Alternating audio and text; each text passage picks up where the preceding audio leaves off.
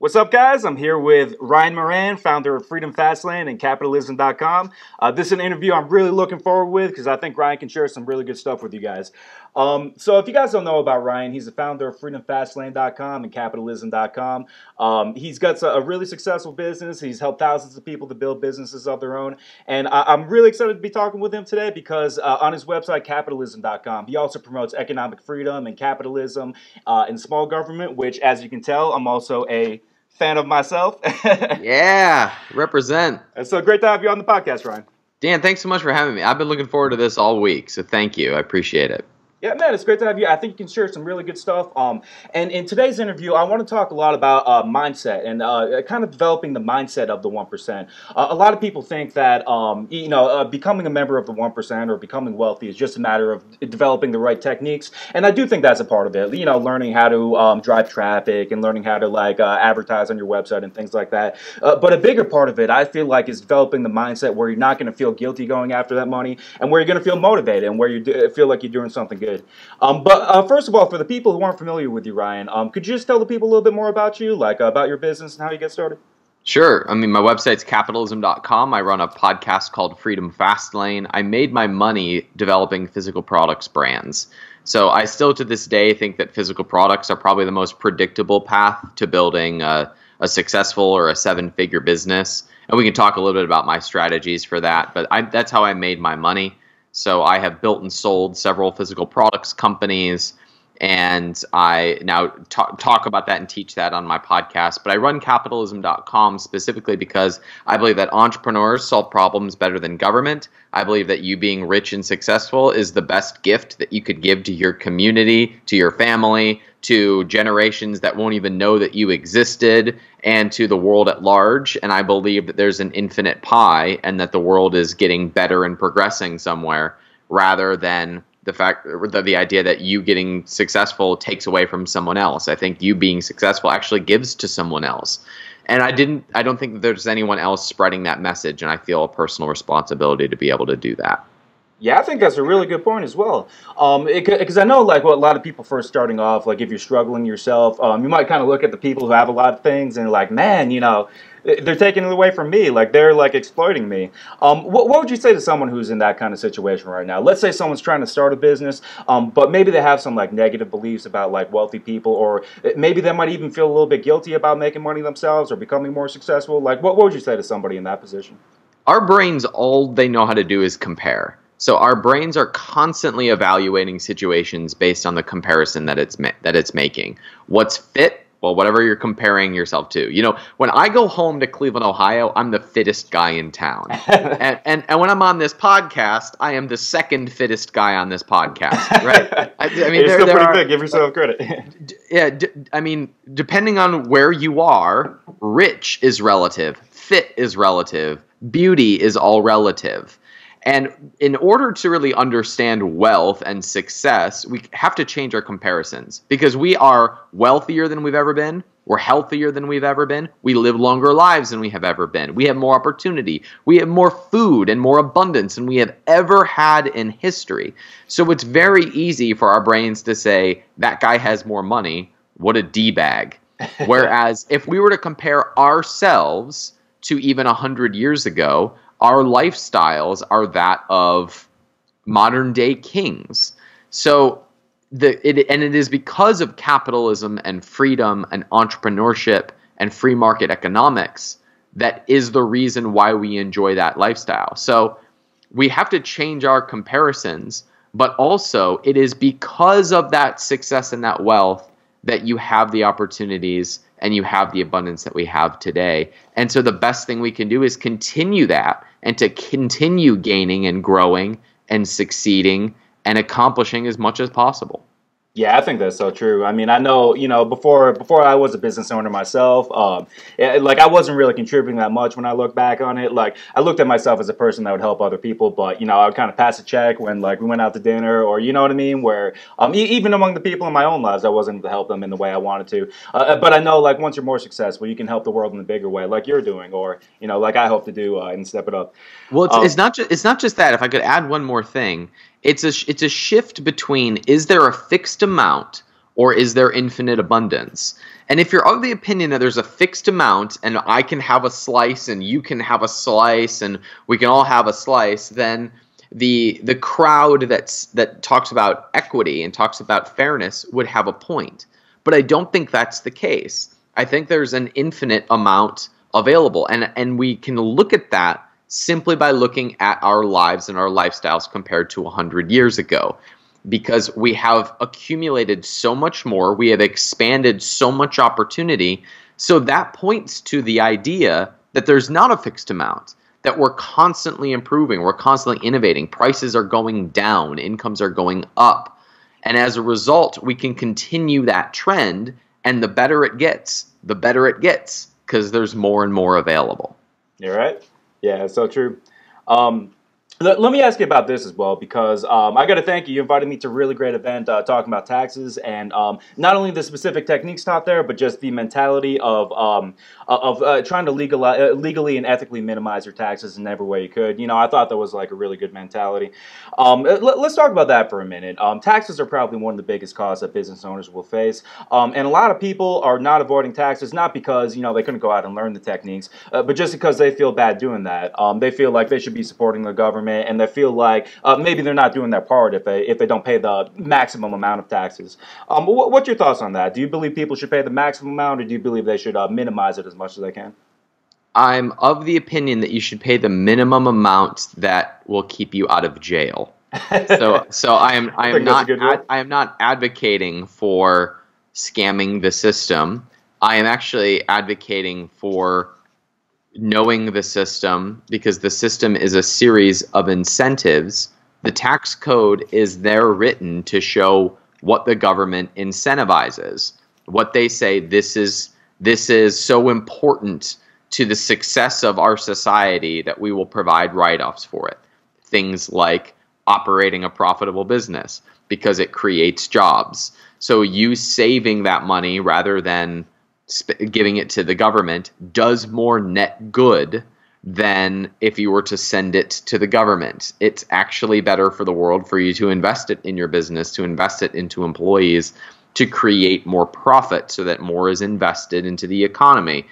If we look at other strategies that are incentivized, they're there to create some sort of a net positive that is greater than going to the government. So if it were up to me and I had a magic wand, no one would pay any taxes, and we would probably have either excise taxes or property taxes paying for the operations that we need, and we'd have a much smaller government. Unfortunately, I don't have a magic wand, and I'm not in Washington to be able to make those decisions. So I am of the opinion that everyone, not just business owners, should pay what they owe and nothing more. And that's how we should approach it. And I think that's a really good way to look at it that you shared at the tax seminar as well. That a lot of people are like, oh, you know, I'm using loopholes, but it's not really loopholes. It's not like, you know, a secret thing that nobody knows about. It's an incentive that was set up on purpose. And I think by using those incentives, just like you said, you know, you're really doing a good thing. You're doing what the government does want you to do. Let me talk about this now. I think it's pretty cut and dry among most libertarians. They would agree that taxes are probably too high right now, and that you should probably do whatever you can to legally minimize your taxes. I know there's some debate, though, about how libertarians should feel about taking government benefits. For example, maybe somebody starting off has mixed feelings about taking a small business administration loan, where on the one hand, you know, they've paid into the system probably more than they're taking out, but on the other hand, they might feel a little bit weird about taking those kind of benefits. What's your thoughts on that? Do you think libertarians should take government benefits? I do, and I think we like to philosophically debate whether or not those incentives should exist, and that's a really fun conversation. Like I would probably prefer that there was not a small business administration, but at the same time, we are paying for those things to exist, and I don't like that I'm taxed to pay for that bureaucracy. But the bureaucracy is there, so we might as well take advantage of the opportunities that are there. Otherwise, we're paying for a system and receiving no benefit for it. And I think that especially entrepreneurs, especially people who are creators in the world, should be maximizing every opportunity that is available to them. I think Elon Musk gets a little bit of a bad rap in libertarian circles because he took government subsidies. But that was the system that was available. I think it would be better if those subsidies did not exist for any business, of course. But he used those in order to create great products. I literally picked up my new Tesla Model S P100D yesterday. Nice, so, congratulations. Thank you. This is my second Tesla, so I'm a super fan. Nice. And I don't fault him for using the opportunities that were available to him, even if we would disagree with the fundamental principle of if they should exist or not. They do exist. So I think that we should use them to maximize our standard of living. Yeah, I think that's a really good point as well. That like I've met people who kind of feel guilty about things like this, but I kind of agree with that approach. Like if you're a person who's like contributing and you're paying into that system that was established, if you're taking less in benefits than what you're contributing, then I don't think you should feel guilty about that either. Let me ask you about this now, because a lot of people kind of think that that a lot of people who become wealthy, they become wealthy and then they kind of develop conservative or libertarian beliefs after that to kind of like defend the wealth they already have. I know in my case, though, it was the opposite. Like I read Atlas Shrugged and I kind of converted to being a capitalist and then I became wealthy afterwards. Well, how did it go in your case? Did you kind of develop capitalist beliefs first and become wealthy, or was it the other way around? I grew up super socially conservative, and I'm no longer socially conservative, but I didn't necessarily grow up economically conservative. I think what changed it for me was when I was a teenager, my parents split when I was an adolescent, and my mom worried about money for as long as I can remember. And it never occurred to me to wait for someone else to do something about my financial situation. And something happened when I was 16 or 17 years old. I got really passionate about investing and passionate about making money because we didn't have any. And that pain drove me. That pain, like it motivated me to do something about that situation. And my tagline at capitalism.com is create the change. Create the change that you want in your life, create the change that you want in the world. And without the pain, there's nothing to change. Without something that drives us away from the situation that we want to avoid, there's nothing for us to take responsibility for. And it never occurred to me to wait for someone else to change that. I had to change that. But when I was 17 years old, I was starting to invest and starting to seek out opportunities, and my mom said something to me. She said, "Ryan, I really don't think that you should be pursuing these opportunities." And I said, "What are you talking about?" She said, "I think that will really screw up your government loans for student aid." And I was like, "What? Why would I not pursue an opportunity because it might limit my subsidies?" And I did not understand that. And I mean, my mom worked so hard to provide for us. I mean, my mom worried and she worked and my mom maximized every opportunity that was possible. And that was an opportunity that was available to her and she didn't want me to screw it up. But in my mind, I thought, why wouldn't I go out and create my own opportunities?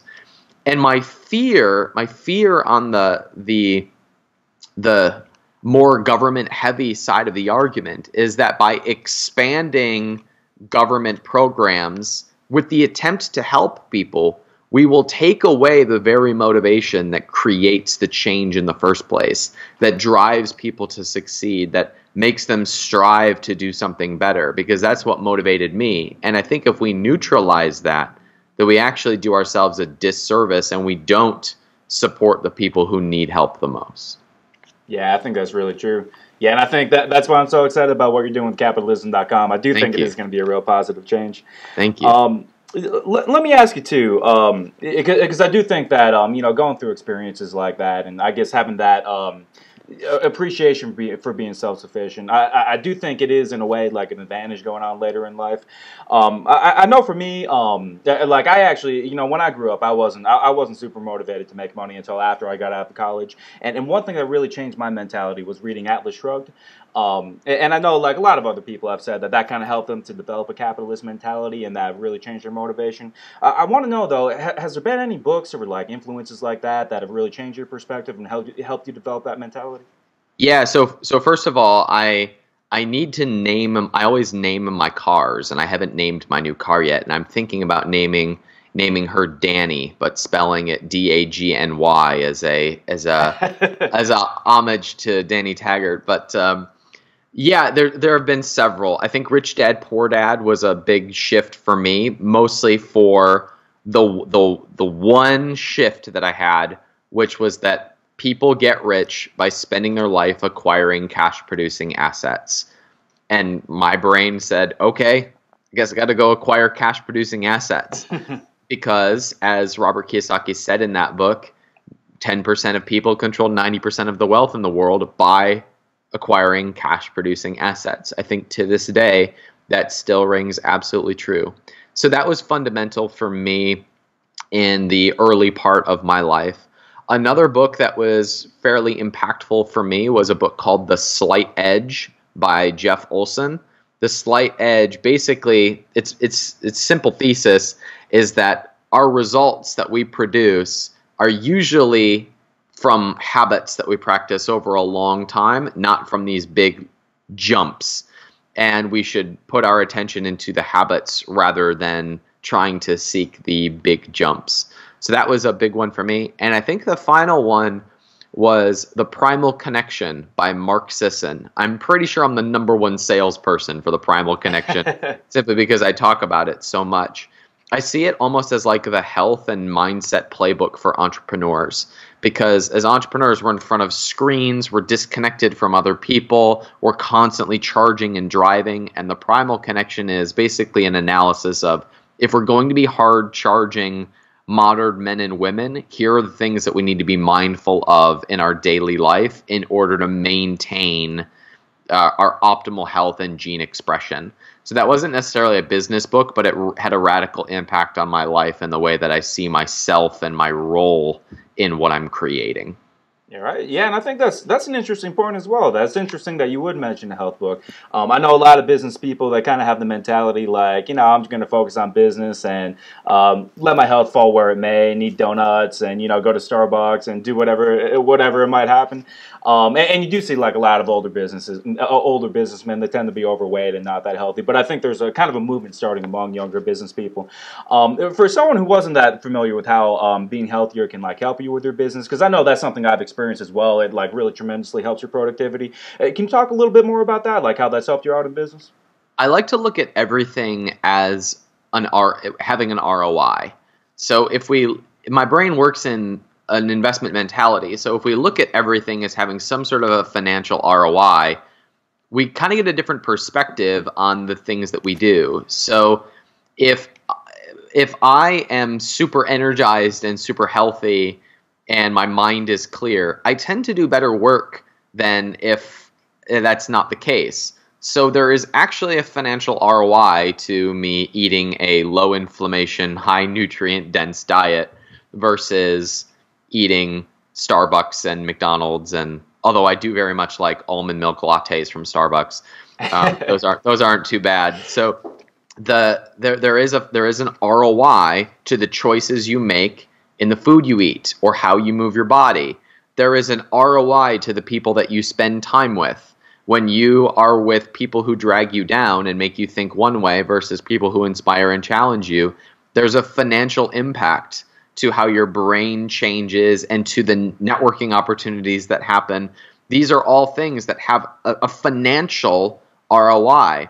Dan, I don't know if you've ever had a fight with a significant other. I don't know why anyone would fight with you, but how's your work when you've just had a fight? Pretty crappy, right? Terrible, yeah. You can't focus on anything.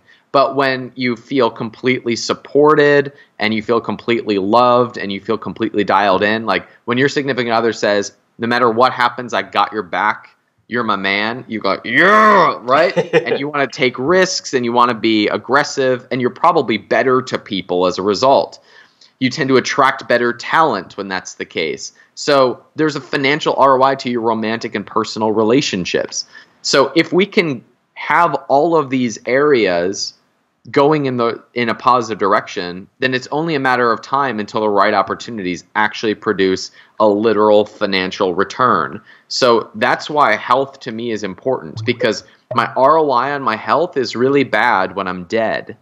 But when I'm alive and when I am fully charged and I can be 90 years old and still producing, that means that I've got 60 years of really good returns financially to grow a successful business. And that's why health is so important in an entrepreneur's success. Yeah, and I agree with that completely. I mean, I think the era of businessmen eating like Warren Buffett and Donald Trump, I believe that's going to be over pretty soon. I think people are really waking up to this, and I think that's a great way to look at it as well. Like every positive choice, every salad you eat, or every piece of pizza you eat, all of that's going to have an ROI and ultimately affect your financial goals too. Let me ask you about something else that I've kind of been going back and forth about in our own business, because I guess there's arguments to be made on both sides of it. Like one thing I think is really important is that you do have a strong capitalist beliefs yourself, that you don't have guilt about making money, that you feel good about it. But I think it's important that the people around you have those beliefs as well. What's your thoughts on hiring and working with people who may not have those kind of beliefs, who might be anti-business, who might have like socialist beliefs? Do you believe it can be good to like partner or hire those kind of people, or do you think that's something that we should avoid?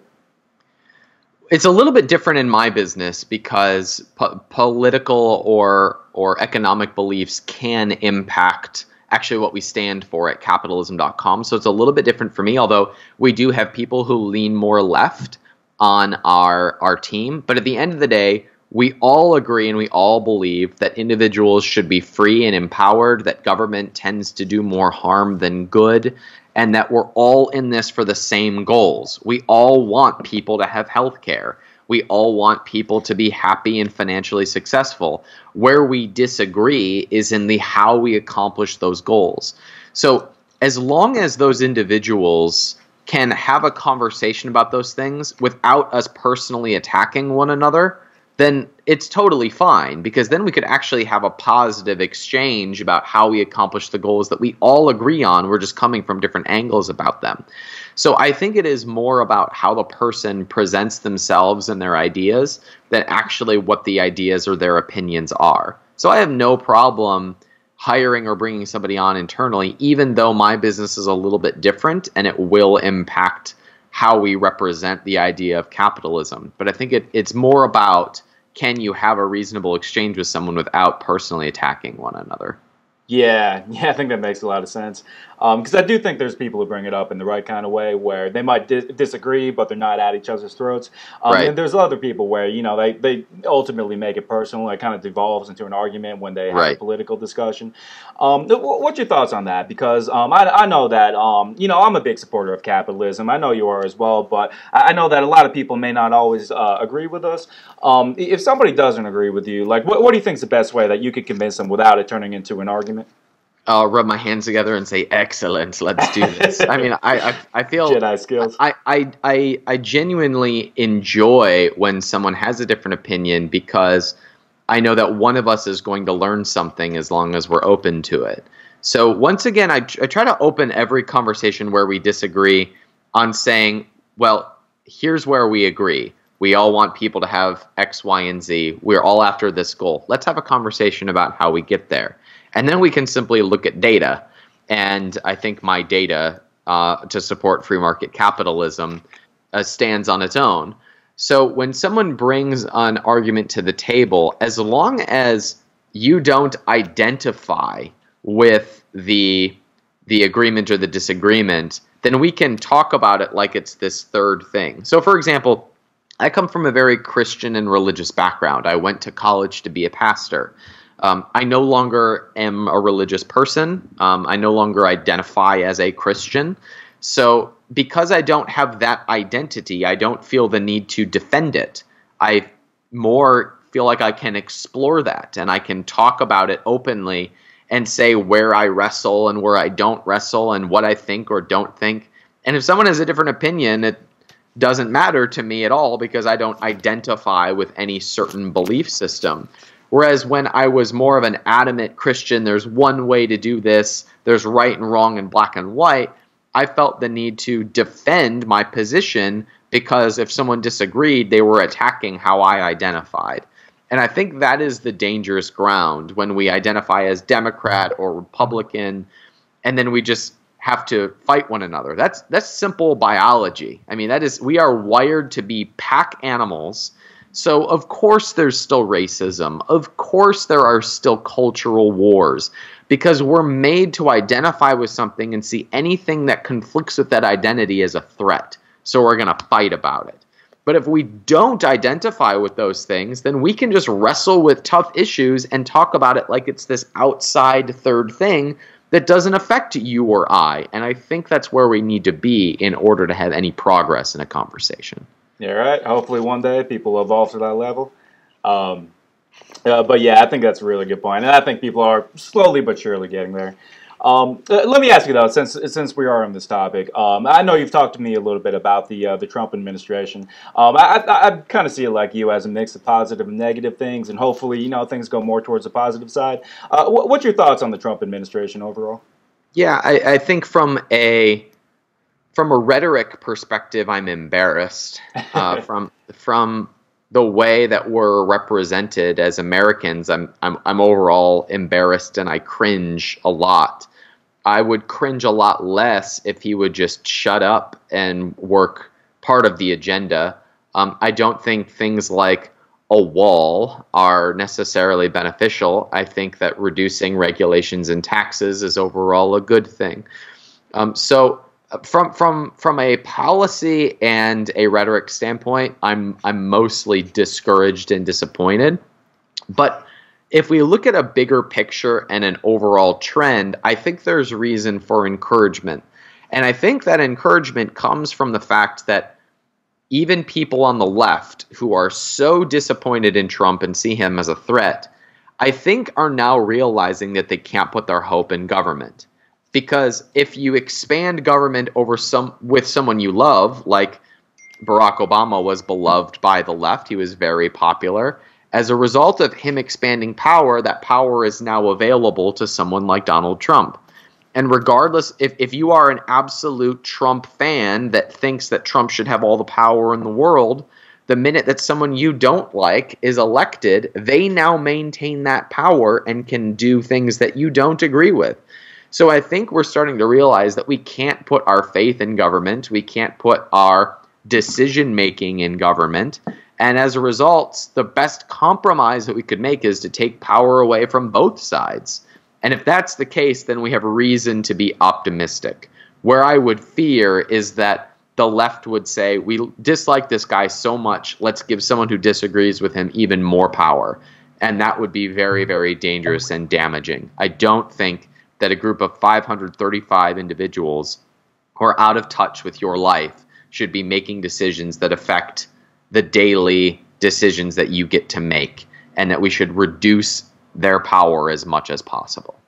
Yeah, and I definitely agree with that. And I think that being a libertarian and supporting small government, sometimes it can be a little bit hard to know who to support, because it does seem like both sides are in favor of bigger government at times. What's your thoughts, though? Like, if somebody has heard your message and they're a supporter of capitalism themselves and they support small government, what do you think is the best steps that they could take to be a part of the positive change and to help that change come about? I think the best thing they could possibly do is continue to be successful, is continue to make as much money and much of an impact, to invest in causes and businesses that you believe in, to be good to your employees, to attract really good talent, to stand up for what you believe in. I think that's the best thing that we could do. I was speaking at an event this past weekend, and I told someone that I love living in Austin, Texas, but the one thing that kind of sets us back is that there's a protest every weekend. And the funny thing is that this was an entrepreneurs conference, can you imagine if entrepreneurs wanted to protest something? Like this would never happen. Like a group of entrepreneurs got together to protest the high prices of food at Whole Foods. No, like we would sit around and say, hey, do you guys want to start a grocery store? I bet we could drive down prices and make a whole lot of money. We're busy creating the difference in the world that needs to be made. So keep making that difference. but also be bold about what you stand for and what you believe, because the opposing sides are very vocally bold but weak in action. So if we can be strong in action and in word, I think that's the best thing that we can do. And beyond that, I think we should be more bold about who we support in smaller elections. I think we have the ability and the power to put more pro small government people into office. And I think the trend is with us, because we agree that, for the most part, we agree that people should be left alone and that businesses should be allowed to thrive. And that's a very pro small government message. So I know that we will have won at capitalism.com when we put businesses on the map by talking about them and they get really big really quickly, and when we can swing an election. When there's a close race between two people, one is a big government person and one is pro-entrepreneur, pro-small government, and an endorsement from us puts us over the top. And I don't shy away from my political leanings just because I'm a business owner. I feel a responsibility to share that. Yeah, and I think that's great that you're going to be in a position to do that. And I believe probably within a few years that you will be there. Thank you. Yeah, and I think that's going to be amazing to see that change happen. I think it's great, too, how you mentioned that a lot of people just think of you like making a difference just being politically involved, but that's a really good point that you make as well, especially for business owners that might be a little bit more established, that maybe have enough to provide for themselves. I do think that could be really motivating to think about, even though it's probably not going to make all that much difference in your own lifestyle, that it will make a difference for everybody else, you know what I mean, if you're building successful businesses like that. Let me ask you, before we wrap this up, if somebody wanted to learn more about you and your businesses and, how they could get started with their own business selling physical products or anything like that, what would be the best places for them to go to learn more about you? My website is capitalism.com, and on capitalism.com, I host a podcast called Freedom Fastlane, and they could grab that on iTunes or at freedomfastlane.com/iTunes. And it's my opinion, I've made my money developing and selling physical products brands because it's a predictable and systematic way to have a profitable business. The reason I teach that is because I think that entrepreneurship is the best gift that you can have, the best gift that you can give to your family, to your community, to the world. And I found that physical products are just a great pathway into being a successful entrepreneur because it's fairly systematic. So I teach that very publicly. We run accelerators and incubators at capitalism.com to turn physical product ideas into really successful businesses. We've created over 100 millionaires as a result of doing that. I actually think the number is more like 500, but I just know that it's over 100. And so they can find us at capitalism.com, or my podcast is Freedom Fastlane. Yeah, I definitely encourage you guys to check that out. I think it's a great opportunity selling physical products right now. And I've seen your events. I've seen some of the success people have had. So I definitely encourage you guys to check out capitalism.com. So thank you, Ryan, for being with us. It's been a great interview, and I hope people check out your stuff. All right. Thanks, Dan.